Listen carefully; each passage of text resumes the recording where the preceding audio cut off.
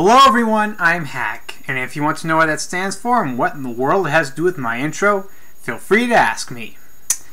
Well, it's been almost a year since Brave, who turned out okay, even though it wrongly won Best Animated Feature against Wreck-It Ralph. So let's see how it turned out with Monsters University. Don't go in there, it's dangerous. Open the door! What are you doing up there? Look, go! Seatbelts!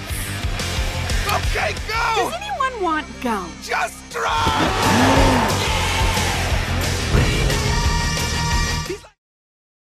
So Monsters University is pretty much the prequel to Monsters Incorporated, and in this one, Mike is inspired to try to become a scare and thus applies at Monsters University.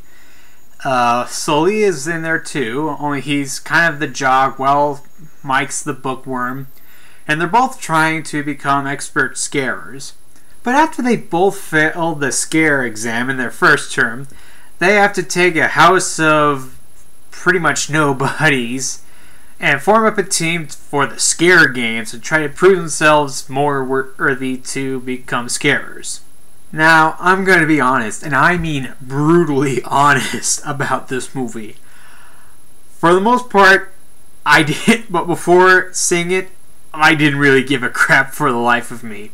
Like, I expected to see it at some point, but there's expecting mediocre or just not much of what Pixar has to offer, and then there's going to the theater, getting candy and stuff like that, going all.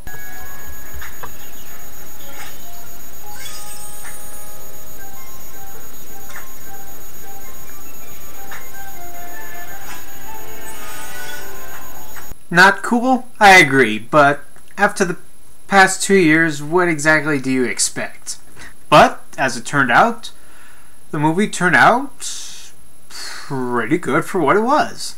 It started out a little cheesy and kind of goofy, and not a good way during the beginning, and like the first half hour or so into it, it was kind of dull and predictable and not that particularly interesting. It would have a few jokes, but that would more or less be it. But eventually things got better and better, and they made choices with stuff like the scare games that were not super creative, but surprisingly clever.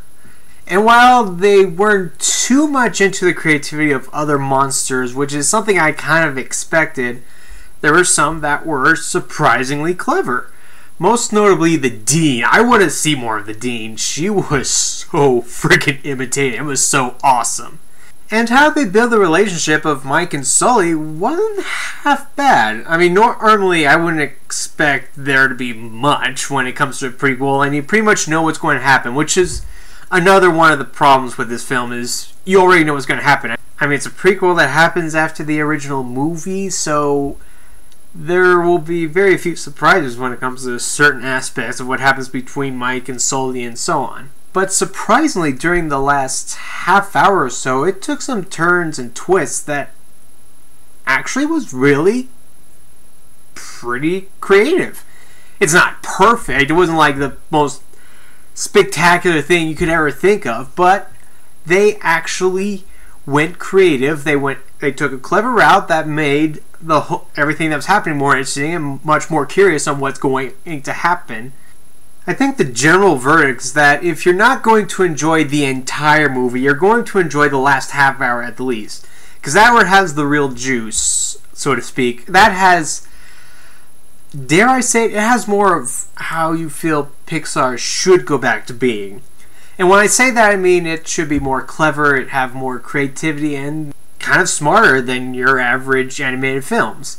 And while it didn't go perfectly the way that we love it when it comes to Pixar, it was not a bad way to go back on track, considering how far they've sunken, considering Cars 2 and kind of sort of Brave.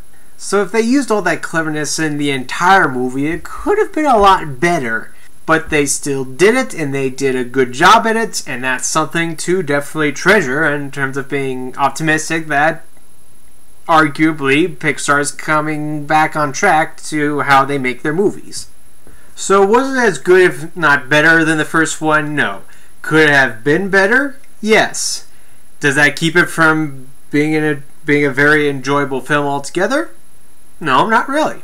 Even if it's not a movie I would want to own on Blu-ray, it was still very enjoyable. I'm surprisingly glad that I saw it, and if you haven't seen it, I'd recommend it. I think you would have a surprisingly nice time seeing it too.